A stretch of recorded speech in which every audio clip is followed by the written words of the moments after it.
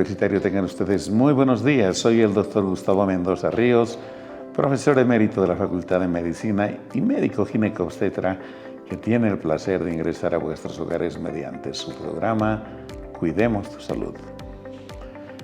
Programa que tiene fundamentalmente el fin de informar y de educar, de prevenir la enfermedad, promocionar la salud.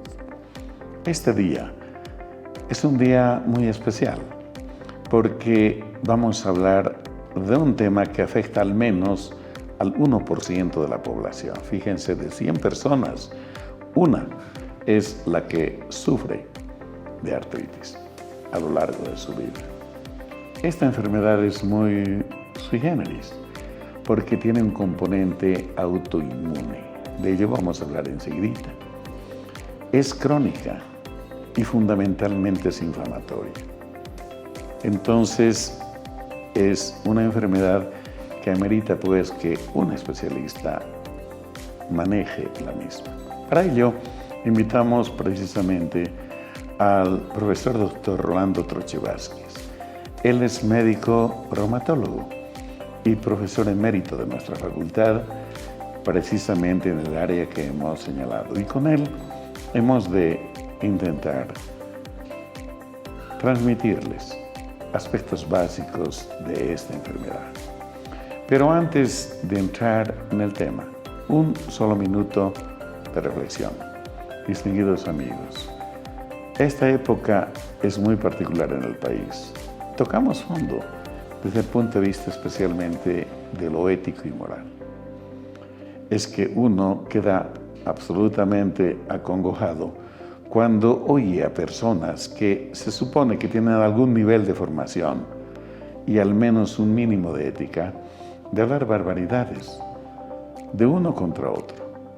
Fíjense, alguno pensó que todos éramos realmente taimados y dijo que si él fuese quien dirige el país, daría un otro aguinaldo. Realmente, de esa manera tratar a los bolivianos no solamente me parece algo deplorable, es un insulto a la inteligencia de la gente. Creemos que todos estamos sufriendo lo que dije hace mucho tiempo, las consecuencias de cosas que ocurrieron hace 10 o más años. Pero este no es el problema. Este momento el problema es salir de la crisis, superar. Y todos, si tenemos que aportar algo, debemos hacerlo. El pretender jugar con el sentimiento de la gente no solo es un despropósito, reitero, es una inmoralidad. Y no caigamos en ello. La población es inteligente. Y creo que ya empieza a fijarse quiénes de verdad, aunque todavía no es tiempo electoral, no conviene siquiera que represente a alguno de nosotros. Dicho esto, amigos, permítanme ir al sector. La Facultad de Medicina informa.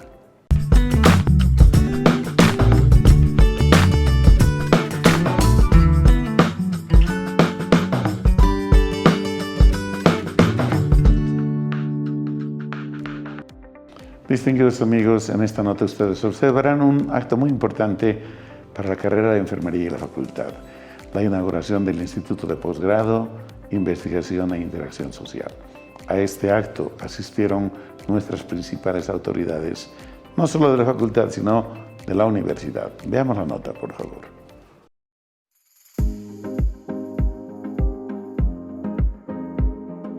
Autoridades universitarias inauguran el Instituto de Posgrado, Investigación e Interacción Social de Enfermería para fortalecer el crecimiento académico y científico.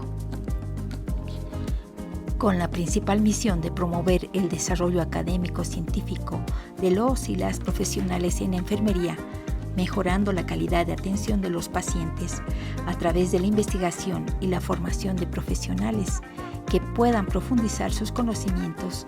Este martes 19 de noviembre, las principales autoridades universitarias inauguraron oficialmente el Instituto de Posgrado, Investigación e Interacción Social. Este trascendental evento contó con la participación de la magnífica rectora María Eugenia Moreno, PhD, secretario general ingeniero Mario Fermín Centeno Benítez, y el secretario académico Dr. Julio César Iraola, la exdirectora de la carrera de enfermería, licenciada Yolanda Bedoya, y el coordinador local de la Cooperación Española, Dr. Rafael Benavides. La máxima autoridad universitaria, María Eugenia García Moreno, felicitó el trabajo en equipo de docentes, estudiantes y administrativos que dieron buenos resultados y marcó un paso importante en la misión de formar profesionales comprometidos con la salud pública, la innovación y la generación de conocimientos. Esto lógicamente va a marcar un paso bastante importante en esa misión de formar profesionales que van a estar comprometidos con la salud pública, la innovación, la excelencia académica. Este instituto también va a ser un espacio donde los profesionales van a continuar su formación a través de programas de posgrado, de cursos especializados, la formación continua que siempre venimos hablando y que se necesita y mucho más en el área de la salud. Con la inauguración de este instituto, reconocemos la importancia de integrar la vocación humanitaria con la excelencia académica y tecnológica. Este espacio estamos seguros que va a representar un hito en nuestra búsqueda constante por la excelencia, el cuidado de la salud, el desarrollo científico y sobre todo nuestro compromiso social. Señora rectora, muchísimas gracias por su apoyo. Esta institución se la agradece.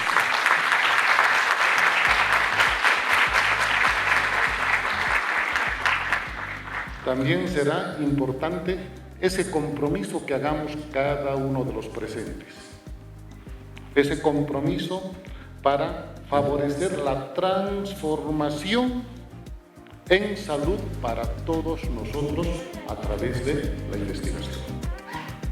Felicidades, muchísimos éxitos y digo enhorabuena. Gracias. Hoy es un día muy especial para la carrera de enfermería.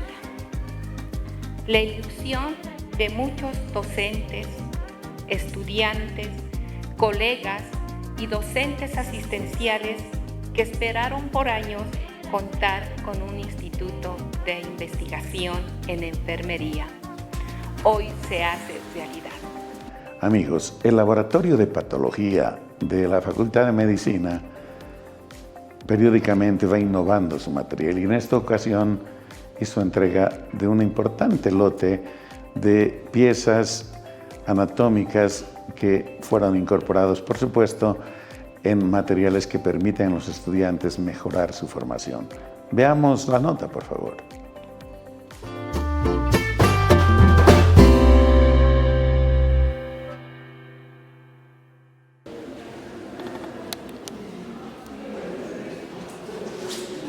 Bienvenidas, bienvenidos al Departamento de Patología de la Facultad de Medicina, de Enfermería, de Nutrición y de Tecnología Médica. Adelante, por favor, pasaremos. Nos encontramos en el sistema de laboratorios y aulas que caracterizan precisamente al Departamento de Patología y en este caso en particular a la Cátedra de Anatomía Patológica. Estamos ingresando al laboratorio de anatomía patológica, un laboratorio que además se distingue por el hecho de presentar un equipo de microscopios con los cuales se puede trabajar. Vengan, pasen por favor. Adelante. Como habíamos indicado, tenemos a nuestros estudiantes aquí trabajando con los equipos de microscopía, precisamente haciendo la observación de placas en las cuales se han improntado tejidos y a partir de las coloraciones que se hacen, las patólogas, los patólogos estudian qué es lo que está sucediendo en un determinado tejido que corresponde a un órgano. De esa manera se puede hacer el diagnóstico y colaborar más adelante para que se pueda hacer un tratamiento con ese paciente o ver cuál es el pronóstico de ese paciente. Son láminas muy bien preparadas, son láminas muy bien trabajadas que además se guardan como un verdadero tesoro en lo que corresponde a la cátedra de anatomía patológica. Pero vengan además por acá, fácil.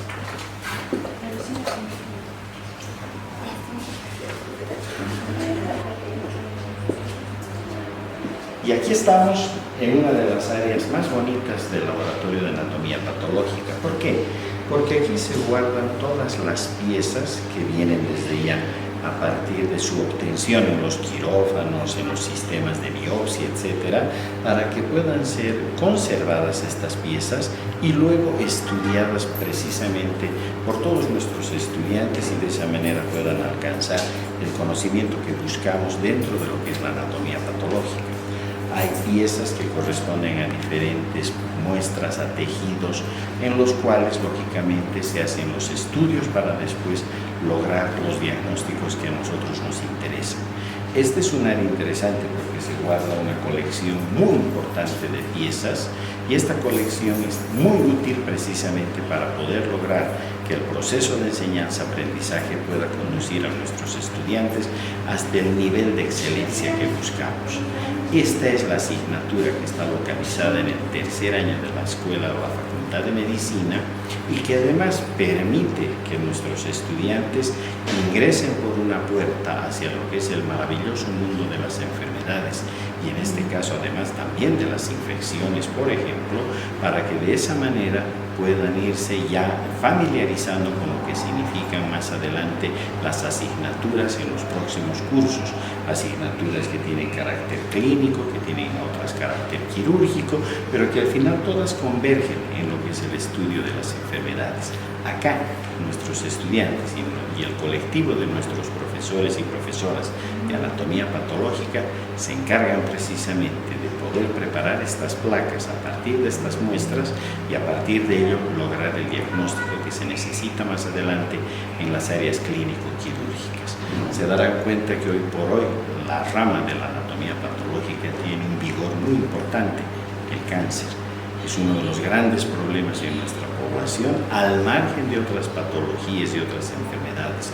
También están las enfermedades infecciosas y obviamente nuestras patólogas, nuestros patólogos se encargan en estos laboratorios de hacer los estudios pormenorizados a partir de lo que significan las muestras de que vienen de los pacientes y a partir de ello poder establecer, decíamos, un diagnóstico que le pueda servir no solamente al colega clínico o al colega quirúrgico, sino fundamentalmente a nuestros pacientes. Esa es la idea y eso es lo que hacemos acá, en este hermoso laboratorio de anatomía patológica que corresponde una vez más a la Facultad de Medicina, de Enfermería, de Nutrición y de Tecnología Médica.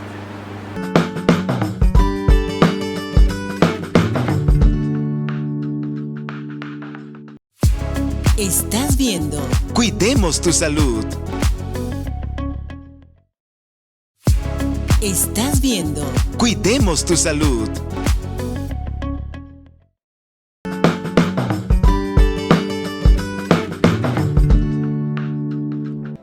Distinguidos amigos, como lo habíamos señalado precedentemente, está con nosotros nuestro invitado de hoy, el profesor doctor Rolando Troche Vázquez. El profesor Troche es médico cirujano especializado en reumatología, especialidad que adquirió precisamente en España. Él además es profesor emérito de nuestra facultad, precisamente en la especialidad mencionada. Con él hemos de hablar de este tema tan importante como es el de la artritis reumatoidea. Pero antes de entrar en tema, permítanme saludarle a nuestro invitado. Rolando, buen día, gracias por aceptar nuestra invitación. Muy buenos días, un gusto volver a saludarte y muchas gracias a nuestra audiencia por la benevolencia en escucharnos el día de hoy. Gracias, Rolando. Amigos, hace un par de semanas hablamos de un tema referido a la especialidad de reumatología que tiene una connotación muy importante. Hablamos de la artrosis. Y ahora le pedimos al profesor Troche que hablemos de artritis reumatoidea. Para entrar muy rápidamente en contexto, la artritis reumatoidea es una enfermedad muy frecuente en el orbe, en el mundo, la distribución casi es similar en todo lo largo y ancho del planeta, y se dice que entre 1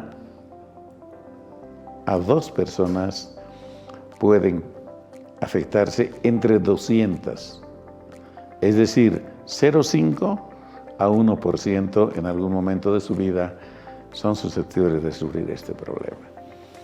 Lo importante de todo ello es que es una enfermedad crónica y, por supuesto, cada vez más se conoce de la parte de la biología molecular que hace al problema, y los especialistas también disponen de algunos recursos más para sosegar y controlar el problema.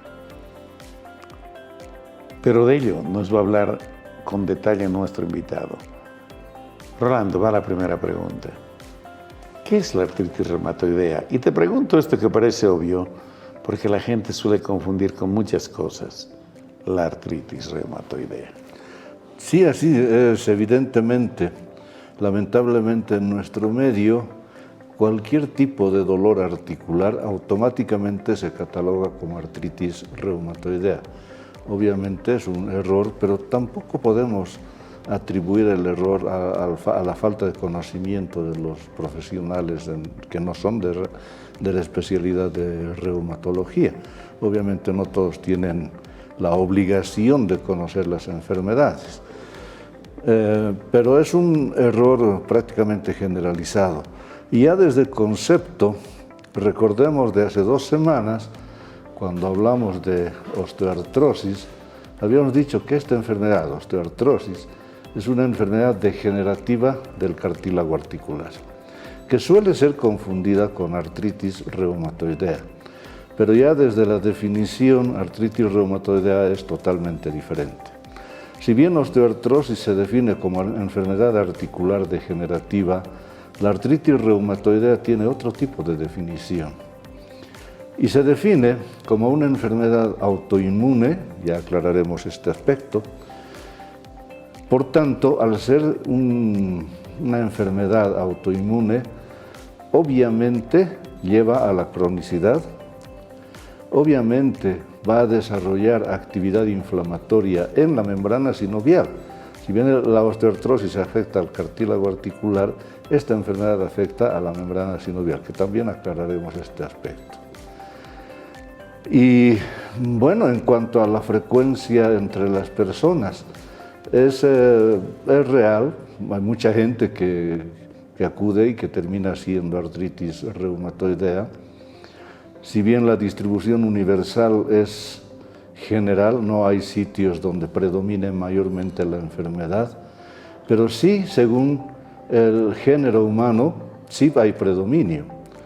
Por ejemplo, pues existe mayor afectación en mujeres que en varones, con una relación de 3:1, es decir, por cada 3 mujeres hay un varón que va a desarrollar la artritis reumatoidea. Y en el trasfondo, en lo básico de una persona, está precisamente esa actividad autoinmune. Aclararemos un poquito, vamos por la membrana sinovial. Si bien en la artritis reumatoidea se afecta articulaciones, no quiere decir que sea exclusivamente articular, puesto que existe también otro tipo de afectación, que son extraarticulares. Pero hablemos de la articulación. La articulación está conformada por 2 extremos óseos, 2 huesos, que van a unirse, y en medio encontramos por las 2 carillas articulares un cartílago articular que corresponde a la afectación de la osteoartrosis. Pero la parte interna de la articulación tiene un epitelio, un tapiz, una membrana que recubre todo el interior de la articulación, y esta membrana es la membrana sinovial. Ahí es donde está la base de la enfermedad. En cuanto a la actividad autoinmune, debemos aclarar a qué nos referimos con autoinmunidad. En nuestro organismo existe un mecanismo inmunológico que nos permite estar vivos. Es decir, en nuestro organismo, los mecanismos de defensa tienen algunas propiedades, y la principal característica es que este sistema inmunológico nos protege porque va a reconocer a lo que es propio como propio y a lo extraño como extraño.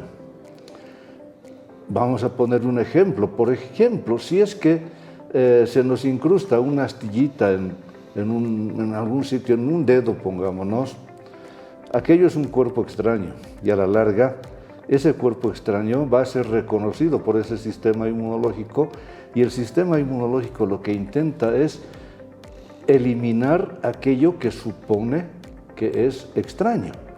Y de ahí que ese sitio donde está la astillita primero se enrojece, produce o dolor o una picazón en el sitio, y al final termina por producir un poco de pus, y al final, pues conjuntamente con la pus, la astillita es expulsada. Y eso ocurre con todo. Cuando nacemos nos enfrentamos a un ambiente que es totalmente contaminado. Para preservar la vida, en la vida intrauterina, la madre le presta al feto mecanismos de defensa, es decir, anticuerpos contra las posibles infecciones a las que se va a enfrentar el recién nacido. Son anticuerpos, por tanto, unos pasados por la madre y otros que les da, diremos así, entrecomillado, en calidad de préstamo, mientras en la vida extrauterina, cuando está fuera del ambiente uterino, pues el feto empieza a producir sus propias defensas.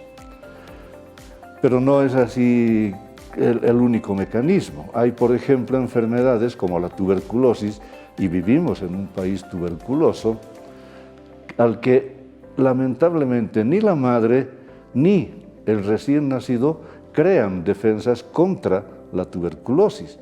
De ahí que hay que aplicar vacunas, la vacuna antituberculosa, por ejemplo, que sirve para transmitir a ese recién nacido anticuerpos, o sea, mecanismos de defensa contra esa infección.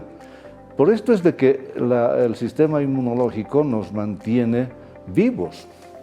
De no ser así, no existiría prácticamente vida en el planeta, puesto que apenas nazcamos, pues ya estaríamos con una infección, y eso pues terminaría produciendo la muerte del recién nacido. Rolando, esto que dices es muy importante, porque la capacidad inmunológica del ser humano, igual que de otros seres vivos, se ha ido generando a lo largo del tiempo.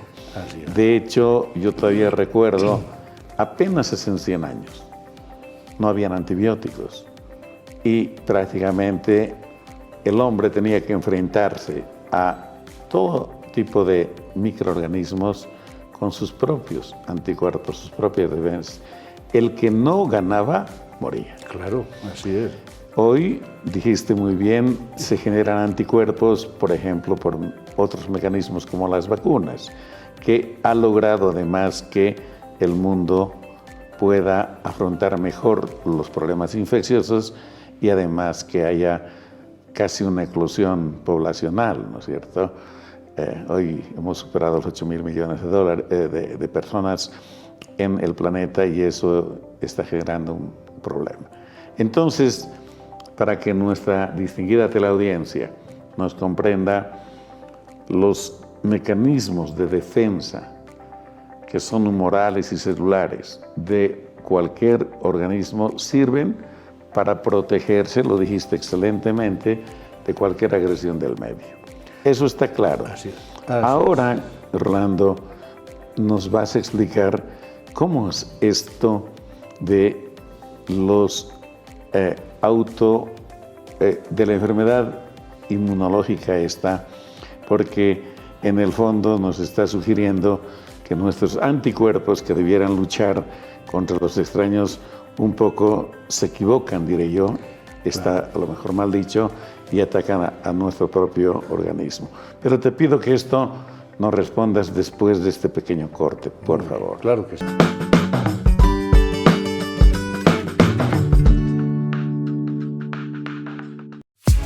Estás viendo Cuidemos tu Salud.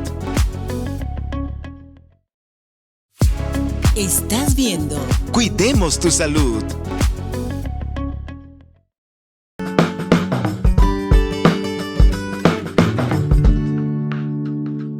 Entonces, Rolando, la pregunta está planteada.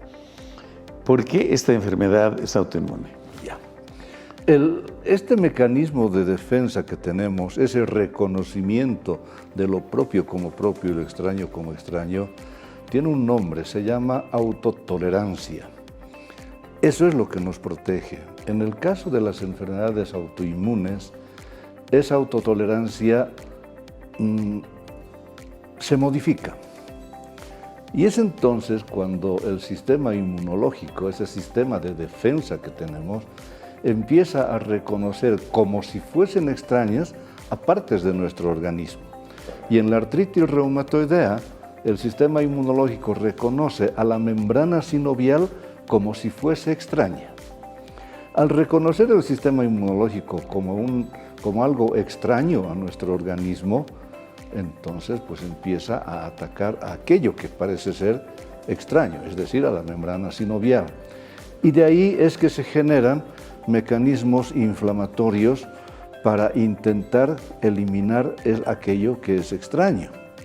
Y es así como empieza la enfermedad, de tal manera que si existe inflamación a ese nivel, lo primero que va a hacer la membrana sinovial, que está especializada, entre otras funciones, la de producir lubricación en el interior de la membrana sinovial. Hablando mal y pronto, es como un aceite de una bisagra. Exactamente. Esa bisagra hace que los movimientos sean suaves. Y entonces, pues, al producir inflamación, existe un incremento en la cantidad de ese líquido sinovial. Por tanto, ha de producir aumento de volumen. Y ese aumento de volumen va a ser una de las primeras manifestaciones de la artritis reumatoidea.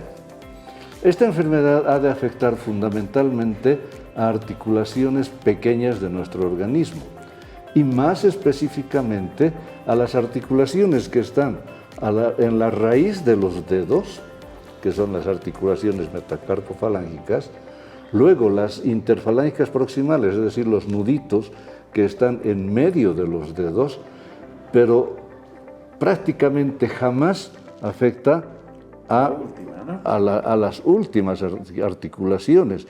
En contra, esto también hace diferencia con la osteoartrosis. Se comporta de diferente manera la artrosis. Se afecta primero las del final de los dedos, luego le siguen las del medio y jamás a las articulaciones metacarpofalángicas, es decir, de la raíz de los dedos, principal diferencia.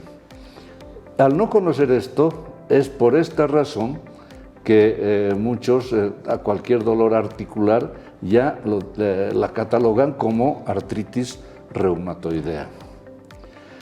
Entonces, esa actividad inflamatoria tiene otros mecanismos más íntimos que ya son más propios del estudio de la especialidad en lo fino que se debe estudiar.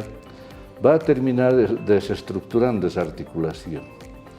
Lo primero que ha de hacer es que va a terminar produciendo incremento en el crecimiento de esa membrana sinovial. Esa membrana sinovial, que en condiciones normales es una membrana lisa, brillante y delgada, se transforma en una membrana engrosada, opaca, ¿no? Y con vellosidades, con un aspecto muy semejante al terciopelo. Si esa membrana así engrosada va a tenderse, supongamos que aquí tenemos el cartílago articular, y esa membrana que jamás está invadiendo al cartílago articular, pero cuando se produce aquello, invade al cartílago articular, esa es una actividad propia de la artritis reumatoidea. Y esta invasión del cartílago articular hace que en el tejido subyacente, en el que está por debajo, produzca actividad deletérea, es decir, destructiva de los tejidos, que ha de terminar en la instauración de las erosiones marginales articulares, se carcome el hueso, que es otra de las características de la artritis reumatoidea que no existe en la osteoartrosis. En esta fase, Rolando, ya la articulación se ha hinchado, ha aumentado de tamaño y se ha puesto dolorosa, y a lo mejor también con rubor, ¿verdad? Claro, el rubor, o sea, el enrojecimiento de la articulación, aunque está descrito en los signos, le llamamos clínicamente los signos de Celsius, frecuentemente el rubor, ausente, ese enrojecimiento, no suele ser tan evidente. Pero lo que sí existe es tumefacción, o sea, aumento del volumen de la articulación. Esa articulación se encuentra poco más aumentada en la temperatura local y obviamente produce dolor. Correcto. Y como otra manifestación de esta afectación está que el paciente o la paciente nos refiere lo propio. Dice, se me han empezado a hinchar estos nuditos y en la mañana cuando despierto mis dedos amanecen duros y el paciente no puede hacer puño. Están en una situación de endurecimiento, si vale el término, de la articulación. Entonces el paciente no puede cerrar los dedos en puño. Eso indica claramente que está inflamada la articulación. Este dolor, la tumefacción y esta imposibilidad para hacer puño, que le llamamos rigidez articular matutina, se presenta precisamente así, como la menciono, en la mañana al despertar. Amanecen y empiezan con aquello, o se instaura después de un periodo de reposo. Por ejemplo, si hace una siesta a media tarde, por ejemplo, terminado su reposo, encontrará que las articulaciones están nuevamente hinchadas, claro, dolorosas y duras de no poder hacer puño. Eso es entonces artritis reumatoidea. Algo más, Rolando. No afecta solo una articulación frecuentemente, sino a varias, ¿no es cierto? Creo que este también es un tema importante porque la gente ve una articulación hinchada, puede ser un trauma, y dice artritis reumatoidea. Yo escuchaba al venir acá que alguien decía, yo tenía artritis, y con tal cosita en mi dedo derecho, ¿no? Artritis reumatoidea, me sané. Obviamente no estaba hablando de la artritis reumatoidea. Claro, me parece interesante tu acotación, puesto que de principio toda articulación que está inflamada y dolorosa es artritis, sin que eso quiera decir que es artritis reumatoidea. Puede ser, por ejemplo, artritis de un episodio de la gota, un episodio agudo de gota, puede ser. Lo has dicho, un traumatismo, un golpe puede generar hinchazón y dolor. Es artritis, pero eso no es artritis reumatoidea. Exacto. Y acabo de mencionar la afectación de las raíces de la, no de una, sino de todas estas articulaciones. Eso sí puede ser particular de la artritis reumatoidea. Y otra característica es que es simétrica. Pero simetría no quiere decir que si duele el segundo dedo en la otra mano también tiene que ser el segundo dedo, sino de simetría hablamos cuando afecta a ambas manos. Eso es ya más propio de la artritis reumatoidea. Y en este sentido, nuestra población es muy especial. Somos algo estoicos y que cuando tenemos dolor, recordaremos de hace 2 semanas cuando hablamos, y lo dije claramente, el dolor es un signo de alarma, siempre. El dolor quiere decir que algo está funcionando mal. Correcto. Y nuestra población pues recurre a múltiples actitudes, ¿no? Y la primera es el estoicismo. Se me va a pasar. Y aguantan el dolor, esperando a que se le pase. O se va donde algún familiar, la comadre, quien sea, y le dice, tómate esto y te va a aliviar. A mí me hizo bien. Digo. Claro, eso es lo que dice, ¿no? Y me ha hecho bien, así que esto te va a sanar. Puede ser que le haya sugerido, por una coincidencia, un antiinflamatorio. Evidentemente, el antiinflamatorio, como su nombre indica, es contra la inflamación. Le ha de aliviar esas molestias que tienen las articulaciones. Por tanto, va a disminuir el dolor. Pero esa disminución de las molestias es transitoria, ¿ah? Y es pasajera, dura por poco tiempo. Y de hecho, dicen los pacientes, me tomo esas pastillitas, me alivia, pero pasa el efecto y otra vez estoy igual. O lo que es peor, va donde un farmacéutico del barrio y el farmacéutico lo propio, le dice, tengo dolor en mis articulaciones, tómate esto, le dice. Puede ser que con suerte le haya dado un antiinflamatorio, sería lo bueno, pero lo peor es cuando el farmacéutico le da corticoides. Y no solamente el farmacéutico, sino médicos que no conocen la enfermedad, ven que los corticoides pueden aliviarle y empiezan a darle, y como el corticoide le alivia prácticamente en mayor tiempo, entonces el paciente empieza a automedicarse. Se automedica, obviamente no hay actividad inflamatoria y el paciente está feliz, pero a la larga sucede que la enfermedad no se la está deteniendo. Correcto. Y la enfermedad sigue avanzando y sigue produciendo desastres articulares hasta terminar en deformidades articulares. Y las deformidades articulares no son reversibles, es decir, una articulación que se deforma jamás ha de volver a su estado normal, a su estado natural. Son irreductibles. No mejora para nada. Y de ahí que vemos pacientes que dejan avanzar la enfermedad, que muchas veces se presentan cuando ya están completamente deformados, cuando las articulaciones están totalmente deformadas y que les invalida mucho. Correcto. Eso es por un deficiente tratamiento. Rolando, dijiste dos cosas vitales en esta tu última intervención. En primera instancia, esta es una enfermedad crónica y aunque el farmacéutico, el amigo, el vecino pueda eventualmente utilizar un antiinflamatorio, recetar o recomendar, el proceso va a seguir progresando si no se hace un tratamiento en serio. Claro. Y solo un tratamiento en serio va a evitar la deformación. Así es. Yo creo que es el segundo aspecto, porque cuando está deformado no hay reversa, no se va para atrás. Vamos a hablar de esto enseguidita. Una última pregunta en lo inmunológico. ¿Por qué, la gente se pregunta, se produce esta alteración en el reconocimiento de nuestros anticuerpos a nuestros tejidos, en este caso al tejido sinovial de la articulación? Hay algunos gatillos, la parte genética es importante. Un par de ideas, por favor. Bien, es interesante la pregunta. Y sucede que la enfermedad, uno no enferma cuando quiere, sino cuando puede.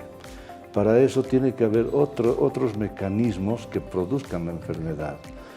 Y nosotros también quisiéramos saber por qué se produce la artritis reumatoidea.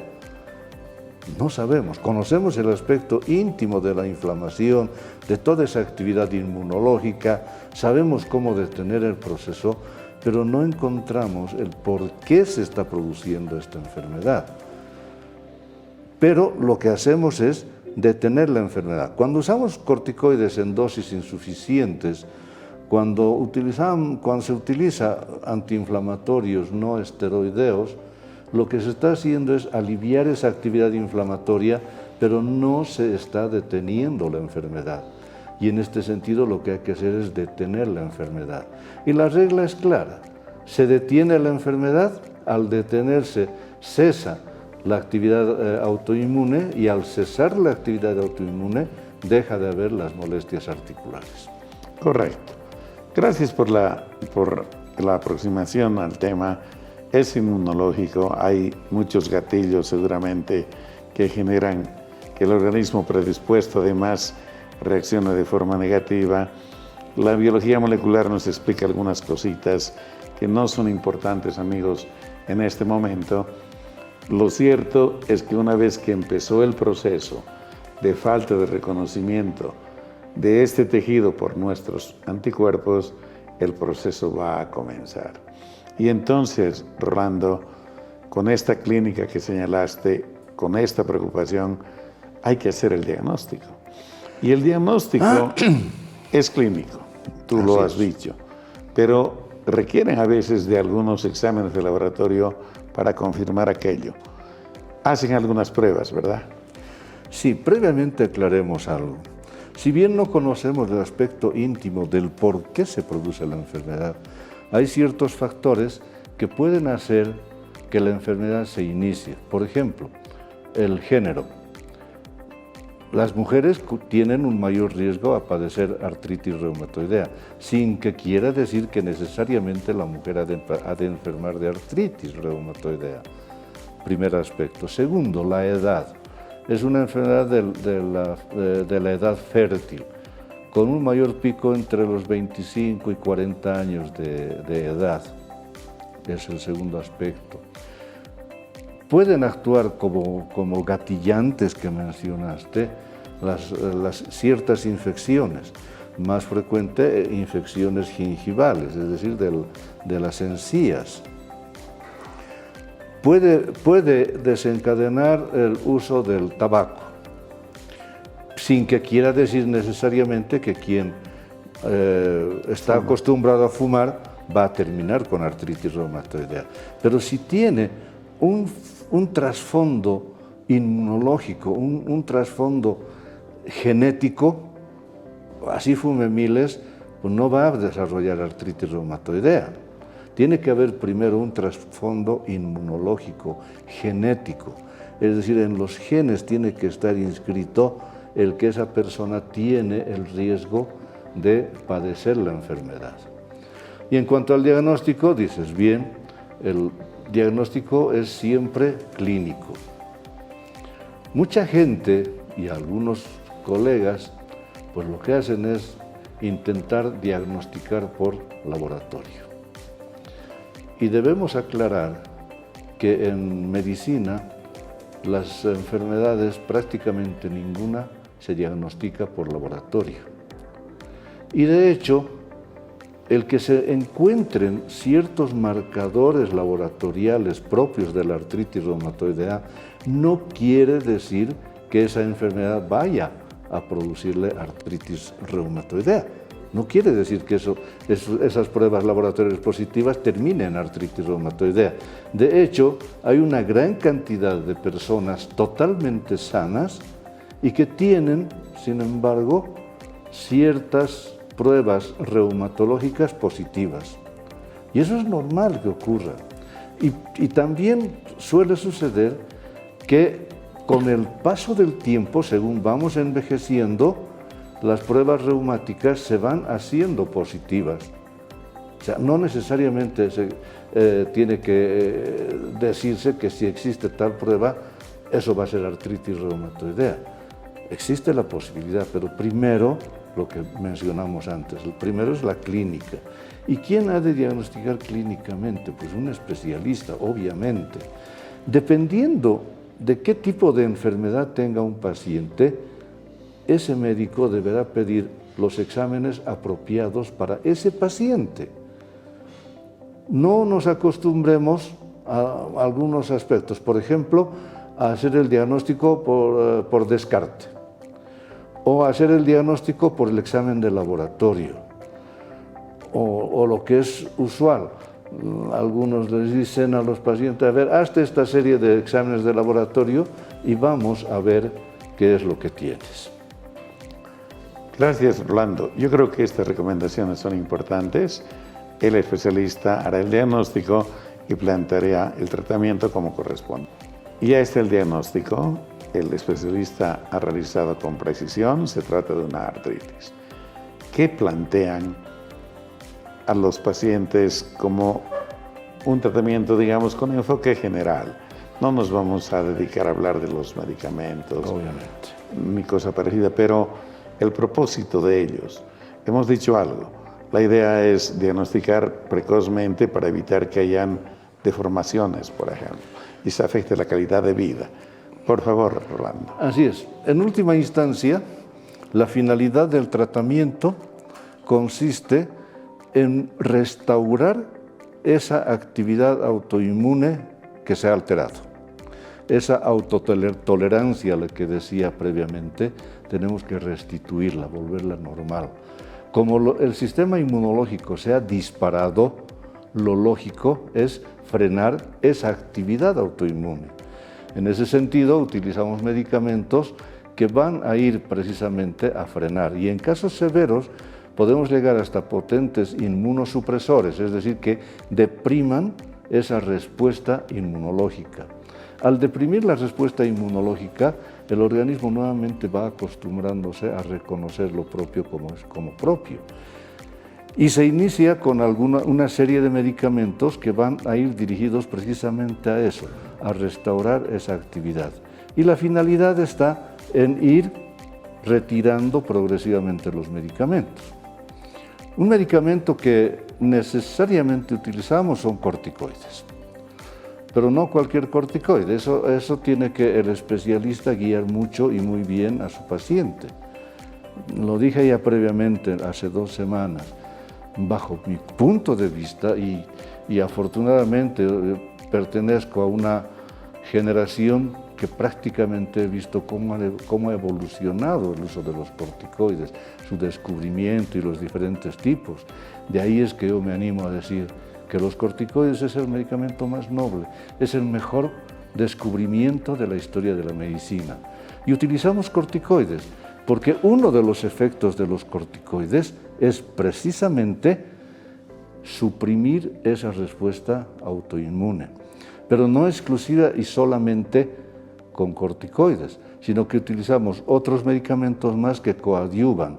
¿Y cuál es la finalidad? Si bien se inicia con dosis algo moderadas o altas de corticoides, la finalidad está en ir disminuyendo, pudiendo llegar inclusive hasta retirar los corticoides. O sea, es un tratamiento por un tiempo determinado hasta controlar la enfermedad y luego sacar los corticoides del tratamiento. Cuando el tratamiento se hace en forma adecuada y si la persona ha acudido en forma pronta al médico, en ese sentido hablamos del diagnóstico precoz, que es fundamental en cualquier tratamiento de enfermedades reumáticas.